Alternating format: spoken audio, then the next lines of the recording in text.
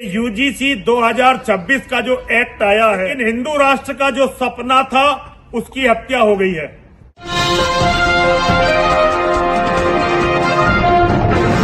साथियों नमस्कार, मैं हूं नीरज पटेल और आप देख रहे हैं नेशन जनमत। यूजीसी रेगुलेशंस ने जहां एक तरफ पिछड़े दलितों के हिमायती होने का दंभ भरने वाले राजनीतिक दलों और उनके नेताओं के चेहरों से नकाब खींच लिया, वहीं जातिवादियों को बुरी तरीके से एक्सपोज कर दिया कि अभी भी ये जातिवादी नहीं चाहते कि वंचित तबके को सम्मान का जीवन नसीब हो। इतना ही नहीं, इस मुद्दे ने हिंदुत्व के तथाकथित ठेकेदारों का असली चेहरा भी सामने रख दिया है, क्योंकि नेशन जनमत जिस बात को थ्योरी के माध्यम से समझाने की कोशिश करता है, यूजीसी गाइडलाइंस ने उसी बात को प्रैक्टिकली समझा दिया है।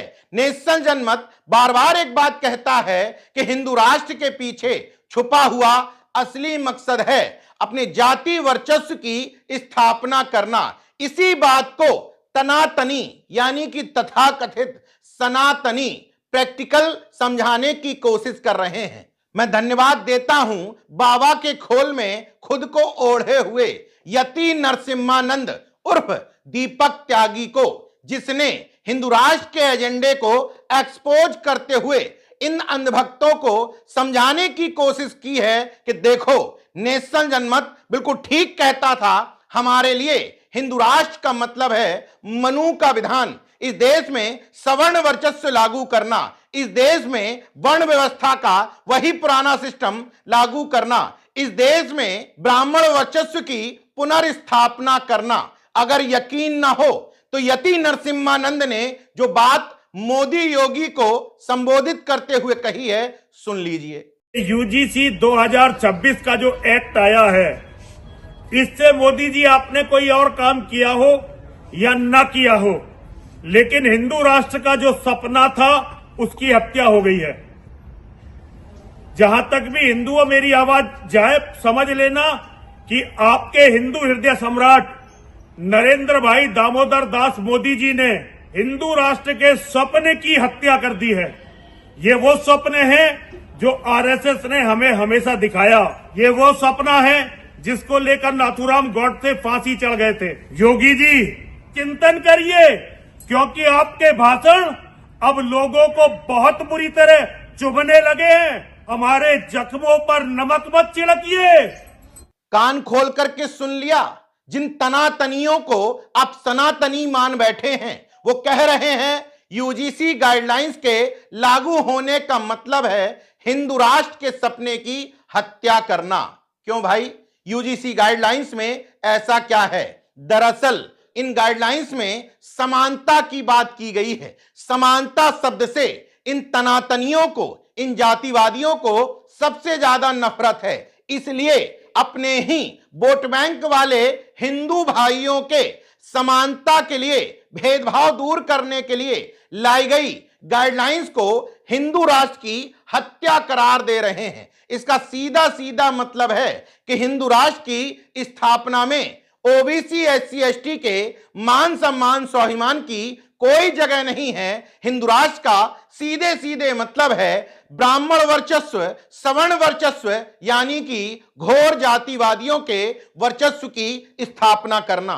हालांकि ओबीसी, एससी, एसटी के अतिरिक्त भोले भाले भाइयों से मेरा एक निवेदन है कि इस वीडियो को देखने के बाद पीएम मोदी को अपना भाई समझने की गलतफहमी मत पालिएगा। ये सब सुनियोजित साजिश के तहत हुआ है। मोदी सरकार को बहुत अच्छी तरह से पता था कि गाइडलाइंस आएंगी, ओबीसी, एससी, एसटी के मन में कुलबुलाहट पैदा होगी। देखो, सरकार हमारे बारे में सोच रही है, लेकिन सुप्रीम कोर्ट में सरकार की तरफ से उसकी मजबूत पैरवी नहीं की जाएगी और नहीं की गई। सुप्रीम कोर्ट में न यूजीसी की तरफ से न मोदी सरकार की तरफ से किसी ने अपना पक्ष रखा, ना ही स्टे देने का विरोध किया। मतलब फिक्स मैच था कि हम गाइडलाइंस लाएंगे, ओबीसी, एससी, एसटी वोटर को लुभाएंगे। सवर्ण हमें गाली देगा तो ओबीसी, एससी, एसटी कहेगा देखो हमारे भाई को गालियां पड़ रही हैं, उस पर कोर्ट रोक लगा देगी, बाद में हम कानून नहीं बनाएंगे, कहेंगे हम क्या कर सकते थे, हम तो गाइडलाइंस लेकर के आए थे, लेकिन सुप्रीम कोर्ट के सामने हमारी नहीं चली, अभी भी चल सकती है। अगर वास्तव में सरकार असमानता और भेदभाव को शैक्षणिक संस्थानों में दूर करना चाहती तो न सिर्फ यूजीसी के अंतर्गत आने वाले शैक्षणिक संस्थानों को बल्कि एम्स, आईआईटी, आईआईएम और तमाम अन्य शिक्षण संस्थानों में भी कानून बना करके ये गाइडलाइंस का पालन करवा सकती थी, लेकिन नहीं किया गया। इसलिए वंचित तबके के अतिरिक्त संवेदनशील, अतिरिक्त भोले भाले साथियों को बता देना चाहता हूं कि सवर्णों की गालियों का मतलब यह नहीं है कि आपके साथ खड़े हैं, बल्कि ये चाहते थे कि सवर्ण इन्हें गाली देगा लेकिन वोट यही करेगा, क्योंकि सवर्णवाद के लिए इनसे बेहतर काम कोई कर नहीं सकता। लेकिन हां, ओबीसी, एससी, एसटी के भोले लोगों के मन में जरूर आएगा, देखो हमारे भाई को सवर्ण गाली दे रहा है तो कम से कम हम इनके प्रति सॉफ्ट कॉर्नर रख लें, लेकिन इस साजिश का शिकार नहीं होना है।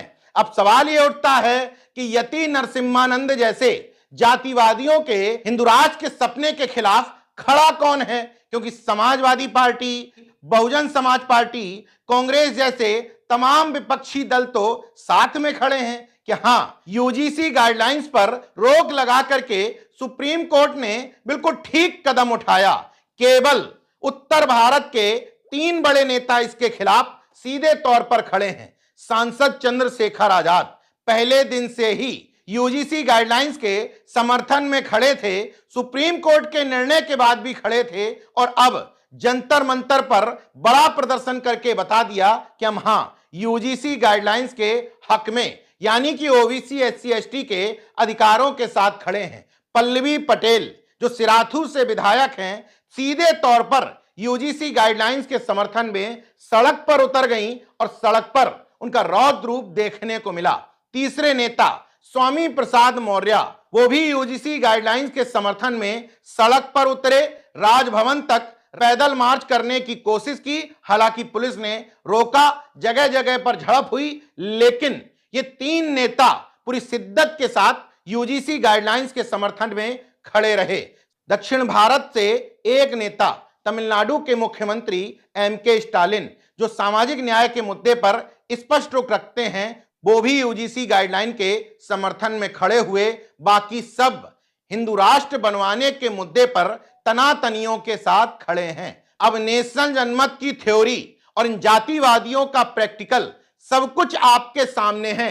इतना सब कुछ देखने के बाद भी अभी भी समझ में ना आए कि हिंदू का मतलब, हिंदुत्व का मतलब और हिंदू राष्ट्र का एजेंडे के पीछे छुपा हुआ मकसद क्या है, तो आपका भला कोई नहीं कर सकता। बाकी देखते रहिए नेशनल जनमत, जागरूक और सजग बने रहिए। जय विज्ञान, जय संविधान, जय लोकतंत्र। धन्यवाद।